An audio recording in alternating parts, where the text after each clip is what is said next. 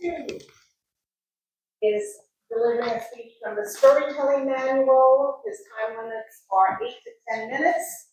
And his title is I Really Like a Good Challenge. Please welcome Jess Rundness.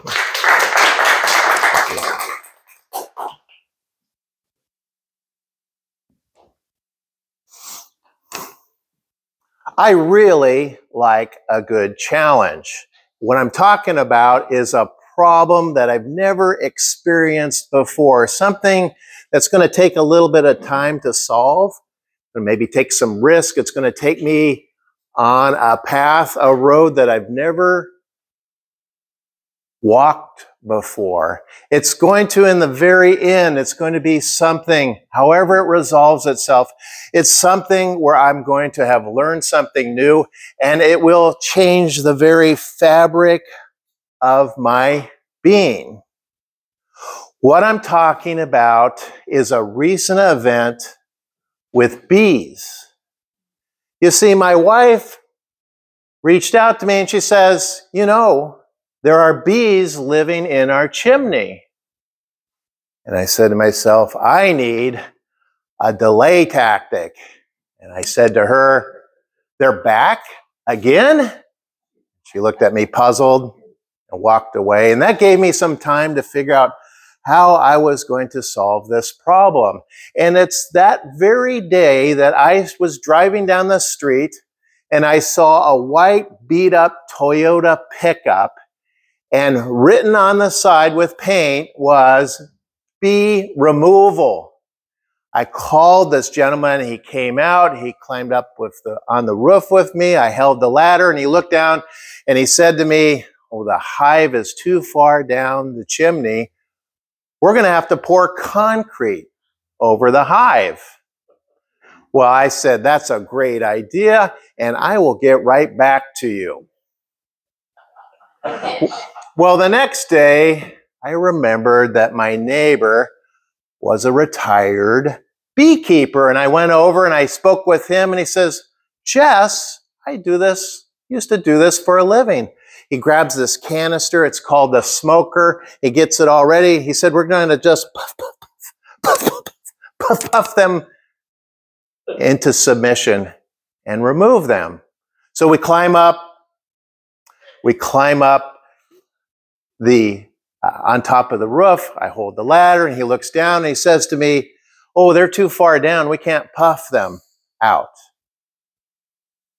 So we get down and I think, how am I going to take care of these bees? And I come up with a brilliant idea the next day. I grab some wet leaves, some green grass, and I make a fire in the fireplace, and I see the brown smoke go up the chimney.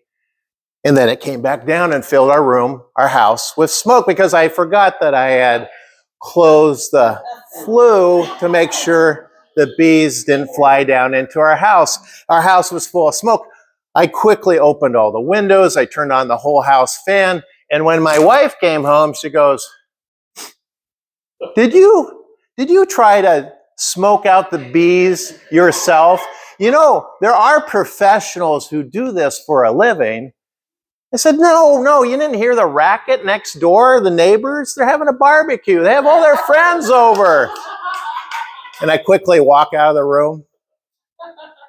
Well, the next day, I came up with a brilliant idea, and I grabbed a couple pillows, climbed up on the roof, climbed up on the ladder, and I wedged a couple pillows into the chimney. And for the next 3-4 days, no bees. Until my wife says to me, well, I thought you took care of the bees. I run outside and I look up.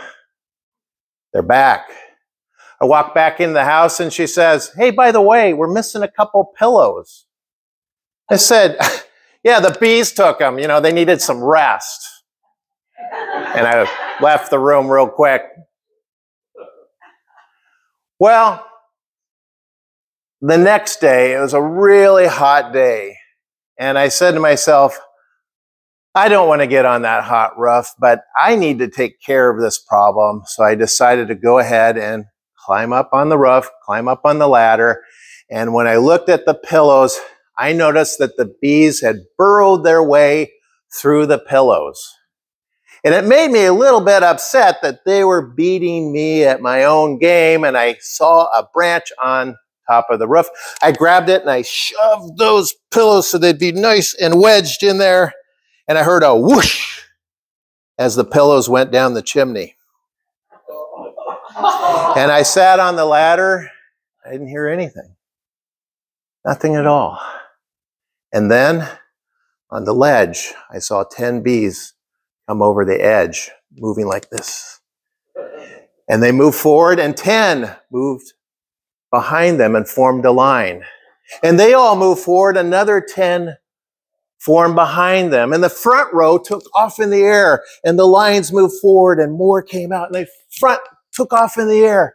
It was the most fascinating thing I've ever seen in my life. And I was probably like 9 inches away when I was watching this parade of bees and taking off and them forming line after line after line. And I was so amazed that their wings were moving so fast. And I realized what my neighbor had said about bees. One is they move their wings really fast when it's hot outside so they can stay cool, and so can the queen. The other thing he said about bees is when they're moving their wings real fast, it could mean they're really, really angry. Well, I put that thought to the side because I was, again, fascinated with this. And I look to the left and I see smoke. And I look to the right and say, smoke, my house is on fire. And I look to the left and I said, oh no, that's not smoke. That gray mass is a swarm of bees flying around me ever faster. And I say to myself, am I one of them? Am I now one with the bees? And as I'm holding on that ladder, that front row, this time that doesn't take off into the air, they come at me. And they get on my arms, and they get on my shirt, and they get on my jeans and on my face. And I look down on my left arm and I see 2 of them pushing their stingers into my arm. And it really hurts. And I look at my right arm and I see another bee, and he's putting his stinger in my arm, and it really hurts. And I realize then that maybe this is part of their initiation process. Part of me being one with the bees, being one of them. And then at that very moment, that one bee that landed on my face stung me on my bottom lip. And I woke up. And I realized I was really in trouble. And as I'm being stung, I carefully come off the ladder and I crawl down off the roof. I get into the house and I close the door. I'm shaking. I put some ointment on my arms and I call a bee removal service, and they come right out. They don't have anything that day, and they remove the bees and they put some screening material over the chimney. And it so happens when they're leaving, my wife pulls up into the driveway and she says, oh, you see what it is to just hire a professional to do the right job? And you know what I said to her? You know what I said to her?